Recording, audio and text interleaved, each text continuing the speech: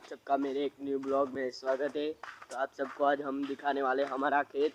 तो आप सब लोग देख ही सकते हो, ये हमारे खेत में एक गोग महाराज का मंदिर है और यहाँ पांचम के दिन मेला होता है। कल ही यहाँ पर मेला हुआ था बहुत बड़ा, आप सब लोग देख ही सकते हो। ये देखिए हमारा खेत है यार दोस्त लोग। और मैं सब लोगों को एक ही बात बोलना चाहता हूँ कि आप अपने हाथ में कैमरा पकड़ लीजिए और सबको बोल दीजिए कि हम भी कुछ कर सकते हैं। देखिए गाइस, ये हमारा ये बोर का पानी यहाँ से आता है।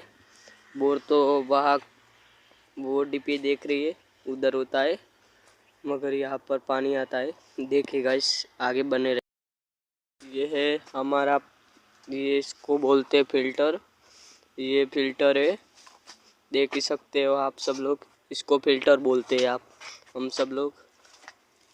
और आप भी कमेंट कीजिए कि आप भी एक खेड़ूती हो। देखिए ये हमारा बहुत बड़ा खेत है, यहाँ मूंगफली थी, इसको अभी निकाल दी गई है। देख सकते हैं आप सब लोग। थैंक यू गाइस, हमारे चैनल में बने रहिए, हमारे चैनल को सब्सक्राइब कीजिए और हमें सपोर्ट कीजिए प्लीज़ भाई।